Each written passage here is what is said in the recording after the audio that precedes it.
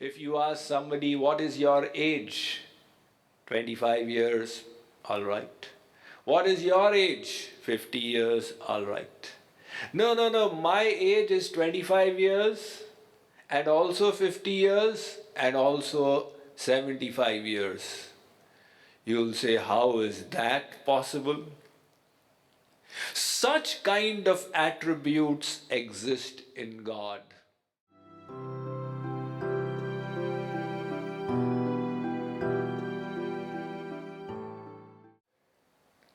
To get the answer to this question, we will go back to the Vedas.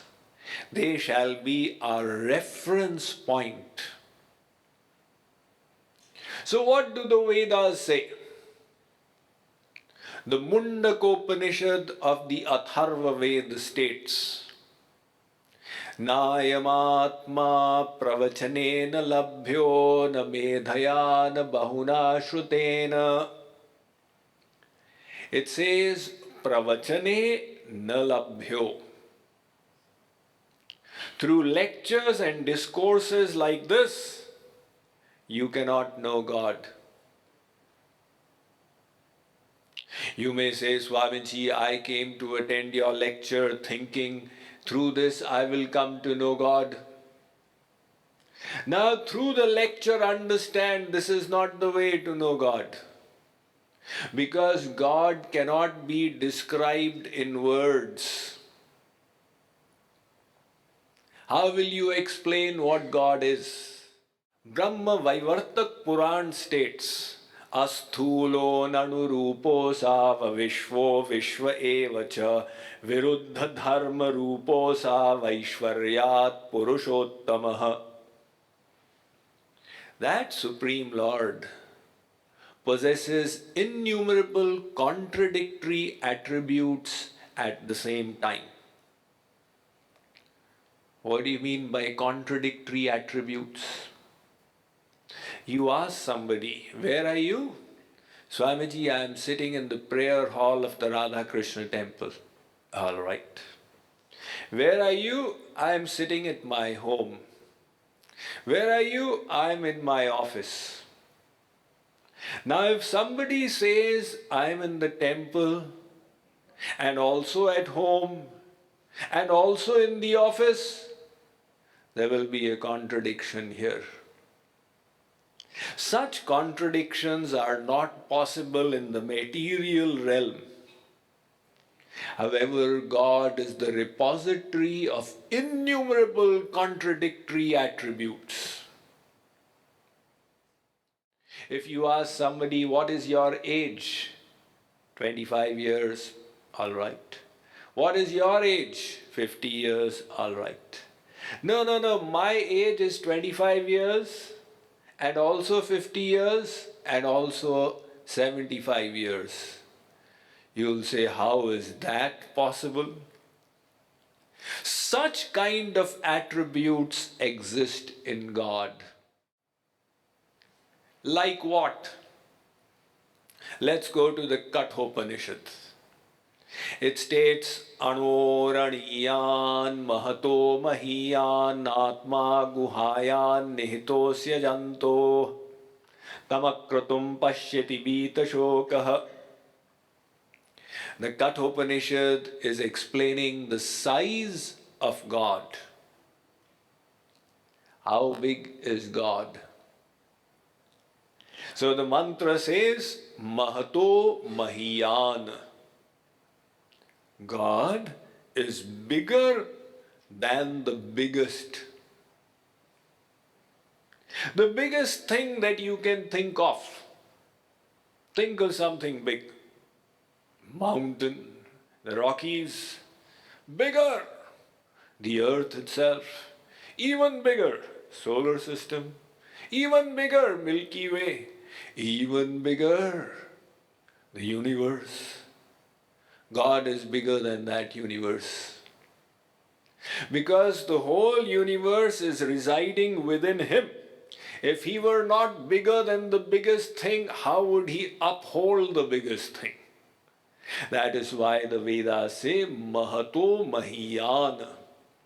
In fact, another word for God in Sanskrit is Brahma. And what does Brahma mean? Vrihatvat Brahma. That which is exceptionally big. So, is it clear the nature of God? Yes, Swamiji, God is very big. However, the same Ved mantra also says Anoraniyan. God is small. But just now you were saying he is big. No, but he is also small. How small is God? He is so small that he is smaller than the smallest thing you can ever think of. Now think of something small. A molecule, smaller, atoms, even smaller, electrons, protons, positrons, xenons, Higgs bosons, the God particle.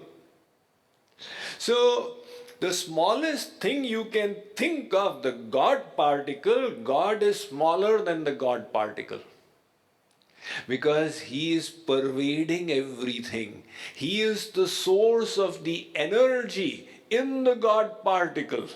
If he were not smaller than the Higgs boson, how would he sit inside it?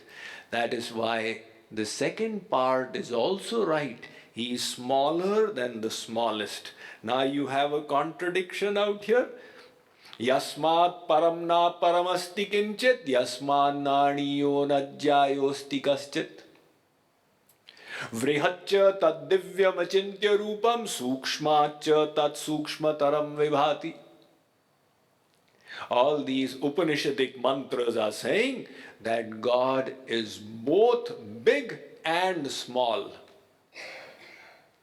But the matter doesn't end here, rather it thickens, the plot thickens. How is that? Again the Vedas say, Neti netya sthula mananu. Na iti, na iti. God is big, not that. God is small, not that. He is neither.